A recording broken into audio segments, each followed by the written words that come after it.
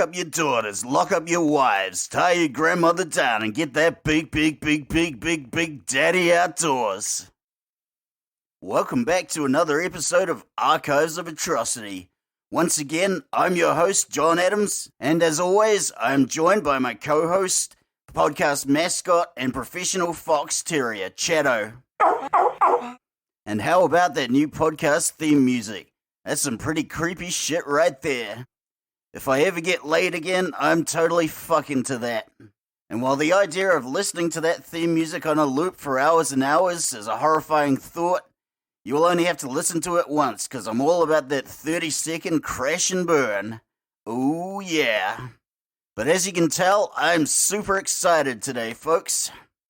Not only is this the first episode that I'm recording with my fancy clamp-on swiveling desk mic, but this is the last episode of the season, and we're going out in style. I'm happy to report that of all the podcasts I've done, this is the one I had the most information for. And also, the only case I'd heard of before I started researching. The movie plan in my head is a lot clearer, and oh man, I would watch the shit out of that movie. Especially if Aubrey Plaza was cast in the lead and there was lots of gratuitous nudity. But this would be the one time I would beg the directors to lay off the baboons.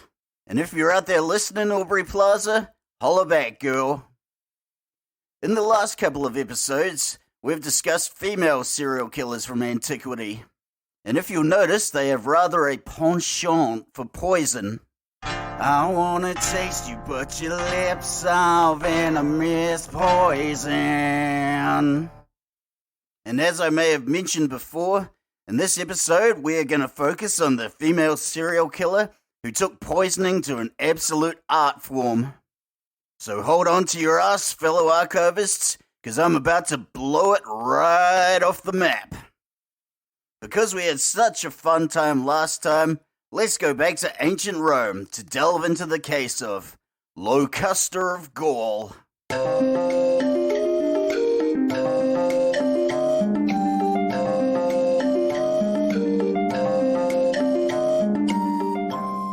Although we have more evidence and written records for Locusta than we did any of the other previous serial killers, the primary sources we do have come from such historians as Suetonius, Tacitus, and Cassius Dio.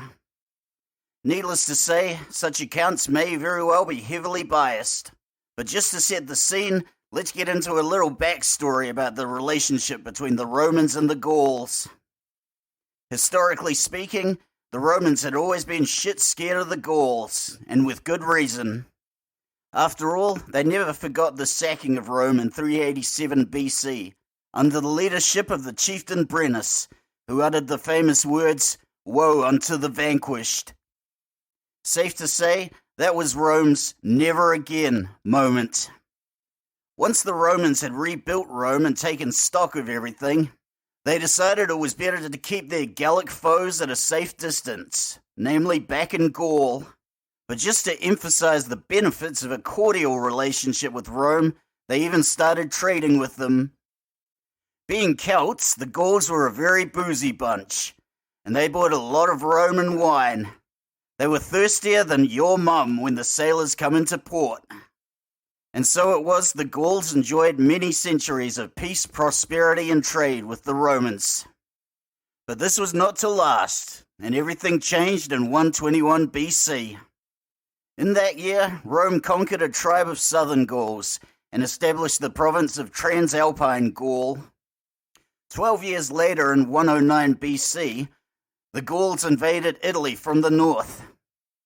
This time, Italy was only spared due to the efforts of famous general, military reformer, and multiple-term consul Gaius Marius. When Marius wasn't digging trenches and building fortifications with his men, he was lugging around his enormous watermelon-sized testicles in a special wheelbarrow which he carried for that very purpose. Marius also happened to be the uncle by marriage of a very famous Roman, by which I obviously mean porn superstar Rocco Siffredi. But I'm sure you can figure that one out for yourself. After all, you're pretty clever. I bet you even went to school. Fast forward to 57 BC, where Gaius Marius' famous nephew, Rocco Siffredi, wiped out whole tribes of Gauls with a swing of his massive cock. No, wait a minute, that's not right. For some strange reason, back in the day, the Romans used to pronounce Rocco Siffredi as Gaius Julius Caesar. Maybe you've heard of him. I hear he makes a pretty damn good salad. So anyway, young Caesar was riding high on some recent victories against Gaulish and Germanic tribes. Being a man of infinite ambition with balls the size of his uncle, Julius Caesar then decided to defy the will of the Senate and invade Gaul, thus breaking centuries of peace. Caesar's Gallic campaign cost the lives of nearly 1 million Gauls. If they'd had a word for it back then, they would have called it genocide, and if he were alive today, we would be trying him in The Hague as a war criminal. And indeed, there were many in the Senate in his own time who wanted him tried as a war criminal.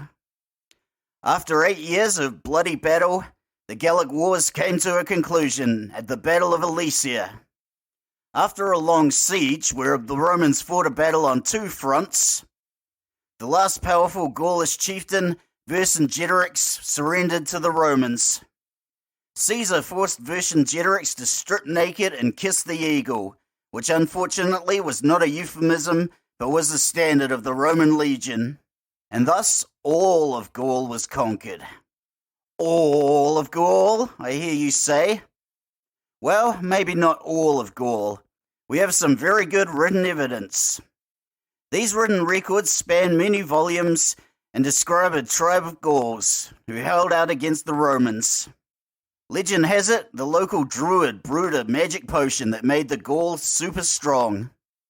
There are also reports from that era of 3 particular Gauls who caused a lot of trouble.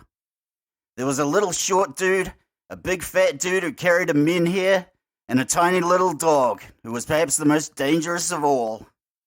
These particular Gauls were also rumoured to have introduced tea to the British, helped build a magnificent palace for Queen Cleopatra, and may possibly have been the first Europeans to visit the Americas, centuries before the Vikings. Maybe I'm showing my age here, but if you got no idea what I'm talking about, stop this podcast right now, run out and get yourself some Asterix and Obelix books.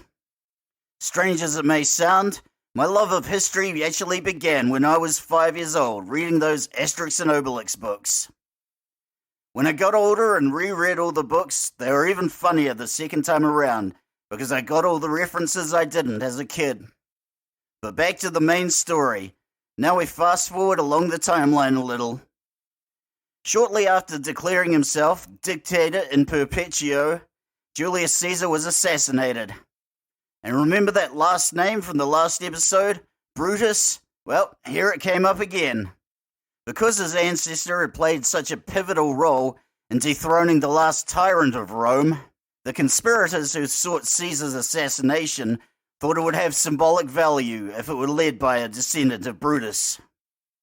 Many years later, we have the rise and the reign of Rome's inaugural and, to many historians, Rome's greatest emperor, Augustus Caesar. Augustus did such a bloody brilliant job that the Romans stuck with the imperial system right up until their decline. After the long reign of Augustus, all of the good heirs had died. Because literally nobody else was available, the throne passed to Augustus's ugly, ugly stepson, Tiberius.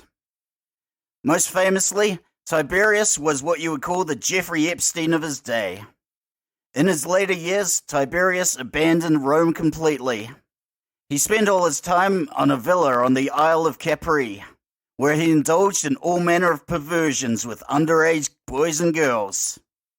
If that wasn't enough, whenever he wanted a hearty giggle, he would have somebody thrown off the cliff. But if by some miracle they fell off the cliff and landed in the water still alive, there were men in boats at the bottom, ready to club them to death. Needless to say, Tiberius was a rather unpopular emperor, at least towards the end.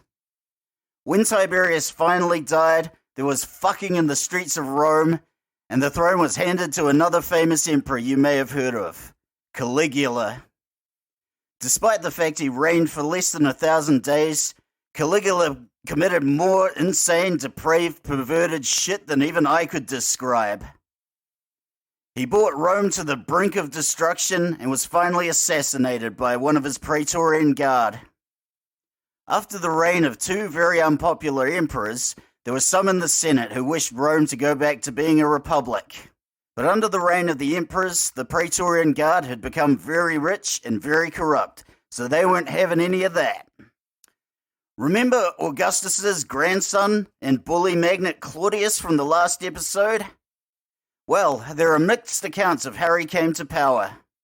One of the most common accounts, although it may be slightly dubious as far as historical accuracy, was that after assassinating Caligula, the Praetorian Guard did a sweep of the palace. Following a trail of urine on the floor, they found Claudius cowering behind a curtain. Besides having a reputation as a cowardly, bumbling oaf, Claudius was never seen as any kind of threat by Tiberius or Caligula, and he avoided many of the purges of their reigns. Caligula himself only kept his uncle Claudius around so he could be the butt of his jokes. So anyway, the Praetorians looked at one another and decided, hey, this guy's a total pussy. We can control him. Hail Emperor Claudius! Of course, it probably didn't go down like that. Regardless of what many may have thought of him, Claudius was a lot shrewder and a lot cleverer than anybody gave him credit for. In all likelihood, he had seen which way the winds were blowing and struck up an alliance with the Praetorian Guard. The unlikely Claudius, who walked with a limp, had a pronounced stutter, and may possibly have suffered from Tourette's syndrome, would prove to be the most capable successor of the Julio-Claudian dynasty. And this is where our story begins.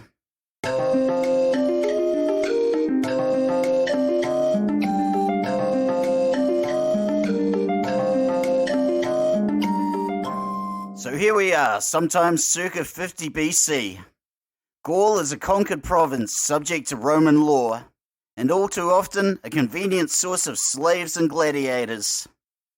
Because the Gauls had no written language of their own, and because nobody typically recorded the lives of peasant women, we have no record of exactly when or where Locusta was born.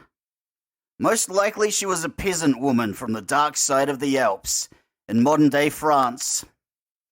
Although every Gaulish village at the time needed a healer of some description, very few of them could afford a trained Greek physician, who were the preeminent medical practitioners of their day, and so traditionally, the healing needs of the community were typically met by a wise woman. With a thorough knowledge of the local herbs growing in the wild, these wise women would brew potions, tonics, and salves, in the hope of curing whatever ailed the locals. And while many herbal infusions had the power to heal, they also had the power to cause great harm. The deadly effects of such herbs as belladonna, nightshade, and hemlock were very well known to Locusta's Gallic ancestors. While Locusta may have learnt her skills in her Gaulish homeland, she refined them to perfection while in Roman captivity. Her arsenal included hemlock, belladonna, nightshade, arsenic, quinine, and possibly even cyanide and opium. In all likelihood, Locusta was probably illiterate, as most of the Gauls were when she was captured. But in Roman captivity, she learnt how to read and write, and was very meticulous at taking detailed notes of all her concoctions and experiments. She would usually test her poisons on animals, which, by the way, I wholeheartedly disapprove of, all the while taking scrupulous notes on what did and didn't work so she could further refine her craft. Although we have no record of who might have purchased her as a slave, most likely she was sold to a family of patricians. As ancient Roman nobility was a hotbed of treachery, backstabbing, and cock-fingering, Locusta's talents were probably initially employed by her master or mistress, or to use the parlance of the time, dominus or domina. No doubt her talents were used to dispatch of other patricians, who may have been an inconvenience. Locusta continued to serve her patrons for a while longer, but eventually she got snapped up by one time and it was off to the motherfucking county jail. She was actually jailed on 2 separate occasions, But as bribery and corruption were the engines that made the Roman justice system run, both times she was freed thanks to the wealth and influence of her patrons. And while I'm on the subject, if you want to become my patron, just hang fire a sec until I've actually got some bonus episodes on the old Patreon. No point giving me no $2 a month now, but once I got it set up, I'm coming for yo bricks and yo chips. Word of Locusta's skills spread through Rome, and eventually she found herself under the patronage of the most powerful woman in Rome, Agrippina the Younger. Agrippina was both the sister of the late Emperor Caligula and the current Emperor Claudius's niece. Unlike the pharaohs of Egypt, there were very strong taboos against incest in ancient Rome. It was seen not only as morally reprehensible, but an act that was also corrosive and destructive to society. But if you thought any of that would stop Caligula, oh boy, you'd be wrong. Although Caligula had a raging hard-on for his sister Drusilla, he decided to fuck all three of his sisters in an attempt to make a pure-blooded heir, including Agrippina, whom Caligula may have just fucked to kind of hedge his bets. With that in mind, very few eyebrows were raised years later when Agrippina married her uncle Claudius. Despite being a blood relative, Agrippina was still a better bet than any of Claudius's previous 3 wives, one of whom had been infamous for fucking everybody in Rome, with the exception of Claudius himself. But believe it or not, it was not a marriage of love. Celine Dion ain't gonna be singing the soundtrack to this marriage. Agrippina was a pathological schemer and manipulator, with her eyes set squarely upon the throne. Once married to Claudius, Agrippina reasoned that she would be able to convince him to adopt her son, Nero, as the successor. And oh yes, we're talking about that Nero. So Agrippina pulled her strings, and Claudius decided to adopt the young Nero as his heir. Phase 1 of Agrippina's plan was now complete.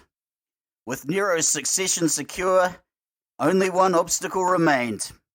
Dear old uncle husband Claudius just had to go. Despite a reputation as a bumbling oaf, Claudius had lived and reigned a lot longer than anybody thought he would. He'd even survived well over a dozen assassination attempts already.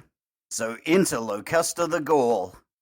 For the task at hand, Locusta advised Agrippina to use Atropa belladonna. Atropa belladonna was a common poison in ancient Rome. Indeed, Augustus's wife, Livia Drusilla, was said to have used it on a few occasions to dispose of a few inconveniences. Effective doses of Atropa belladonna can cause hallucinations lasting up to 4 days. And fuck all that. Just give me a good old-fashioned 3-hour mushroom trip any day of the week. Atropa belladonna is also ingested in large quantities by Keith Richards every time he wants to sober up. And on the subject of mushrooms, the homeboy Claudius had a particular fondness for them. And unfortunately not the magic kind, although that may have explained why he thought it was a good idea to marry his niece. After surviving so many assassination attempts, Claudius had become very paranoid. He employed not 1, but 2 food tasters, as well as a personal bodyguard who followed him at all times. To remove the bodyguard from the equation, Locusta concocted a low-strength poison.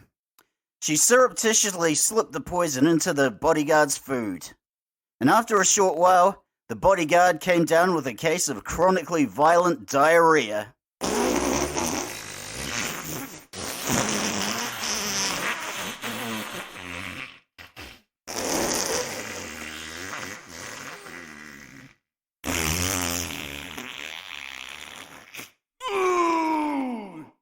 You see what fun you can have when you make your own sound effects? Damn, I would have been a shit-hot Foley artist. You wanted poo-poo humor? You got poo-poo humor. God damn, I've hit a new low. So anyway, back to Locusta.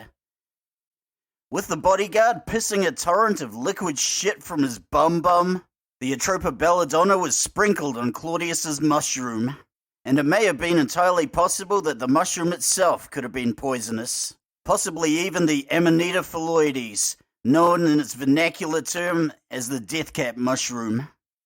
As the poison was slow-acting, it could safely be tasted without arousing suspicion by Claudius's food taster, Helotus. Having safely tasted the mushroom, Helotus gave the mushroom to Claudius. Agrippina waited patiently, but Claudius seemed to suffer nothing worse than a mild case of food poisoning. To treat his condition, Claudius's personal physician, Gaius Stertinius Xenophon, stuck a feather down Claudius's throat in an attempt to induce vomiting. But what nobody knew was that Locusta had already treated the feather with strychnine. And that right there is some real Agent 47 shit. I only wish I'd done something that clever when I've been playing the Hitman franchise. Agrippina's elaborate plan had come to fruition, and the Emperor Claudius lay dead. Oddly enough, Agrippina ordered Locusta in prison shortly thereafter, but probably did so to throw off any suspicion about her own involvement. And so for a time, Locusta languished lavishly in the luxury of lockup, lying lazily looking at lizards and lesbian leprechauns, who were looking lasciviously at Locusta's licentious libido, until she was once again recruited by Agrippina's son, the new Emperor Nero. The Emperor had need of a poison, and only the very best would do. While the Emperor Nero was the rightful heir to the throne, Claudius had also left behind a young son named Britannicus. Britannicus was nearly 14 years old at this point. Under Roman law, Britannicus would have reached the age of majority at 14 and legally become a man. There was always the possibility that once he reached the age of majority, Britannicus could challenge the Emperor Nero and become a threat to his power. And Nero was not having any of that. No siree, Bob.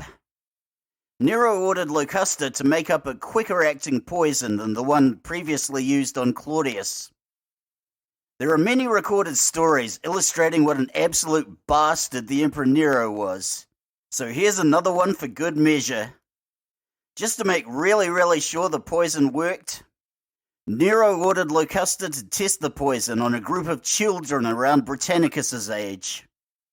Fuck me, this guy's even more evil than Mr. Burns. Initially, the children's deaths were very slow, and probably very painful.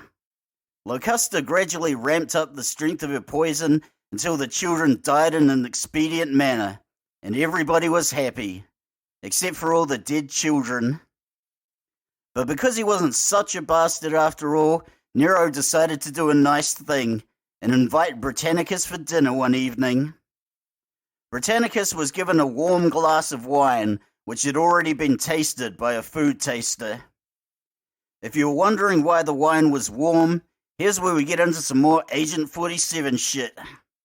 To cool his wine, Britannicus ordered one of the slaves to mix it down with cold water.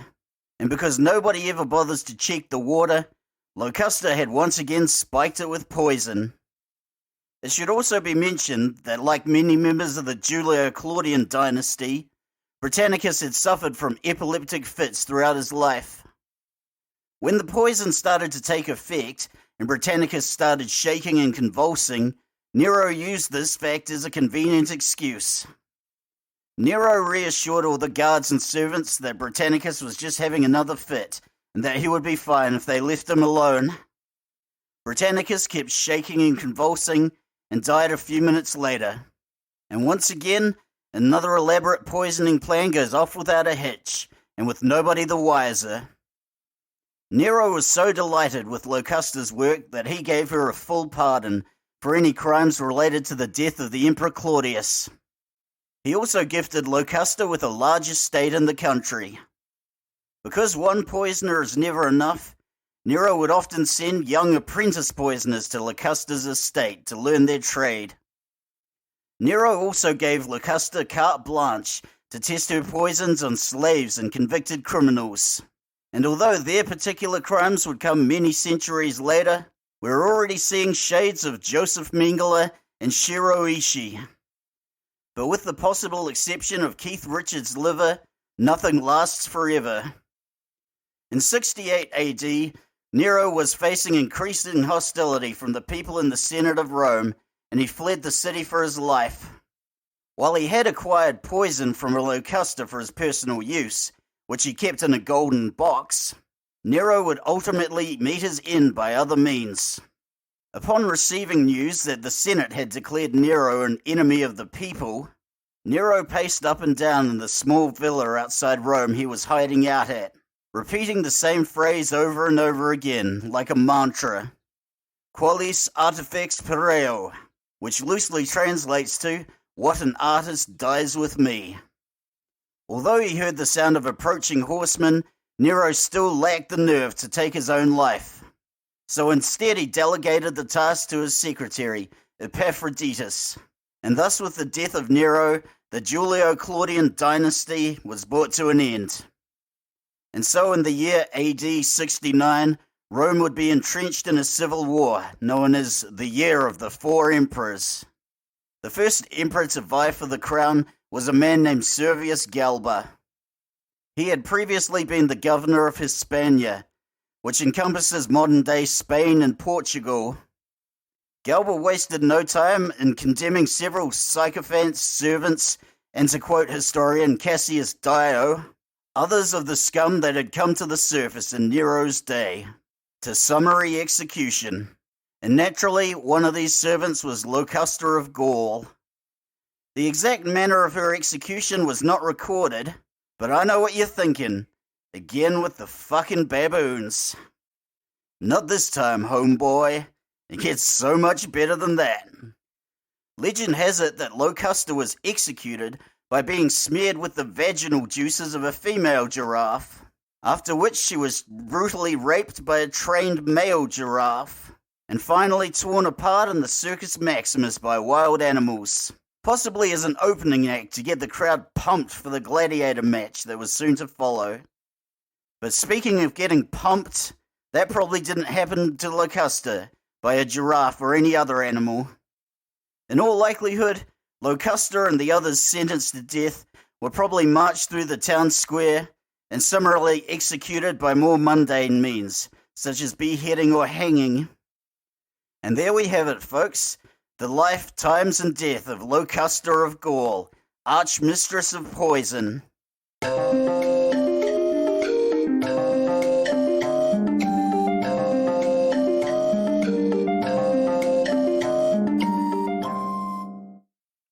And with that, the first season of Archives of Atrocity, Serial Killers from Antiquity, draws to a close. As this is not only the first season, but literally the first podcast I've ever done, it's been a hell of a lot of work. But I've enjoyed every damn moment of it. And I want to thank all of you fellow archivists out there for tuning in and listening to my humble efforts. I hope you dug the episodes as much as I enjoyed making them. Being that this was the first season, I wanted to really come out swinging and come out hard. And I want to thank all of you for getting me hard and keeping me hard for this whole 4 weeks. I should probably see a doctor about that. And without any of you out there listening, I'm just cooped up in my apartment, bouncing material off Chatto. So thanks for lending some much-needed legitimacy to this humble endeavor of ours. So if you want to hit me up for any damn reason, feel free to do so at any time. But I have to warn you, due to overwhelming demand, I'm no longer sending any dick pics. I'm sorry if that disappoints you, but I find it's best to get that out front and not leave anybody disappointed. You can hit me up at archivesofatrocity@gmail.com, and be sure to check in on the Facebook page of the same name. I don't know about any of you, but this has been a hell of a ride for me, and I bloody well feel like I deserve a beer after all this. And as I'm broke until payday, I'll just have to settle for making the sound of a beer can opening. Glug, glug, glug, glug, glug. This can of Boiker's for all of you. Drink Boiker. And I don't know about any of you, but I can't wait to get back into this next week when we begin a whole new season of Archives of Atrocity, which I'm going to keep under my hat for now. And oh, what a splendid time we'll all have. But until then, this is Jon and Chatto, signing off and signing out for another episode. See you folks next time. But oh, before I go, You may have noticed the new intro music. Well, we got new outro music as well, and here it is. Now, like everybody else on the planet, I have a favorite sea shanty. And if you played Assassin's Creed 4 Black Flag, you'll know which one the fuck I'm talking about. And because it's technically traditional, public domain, bitches.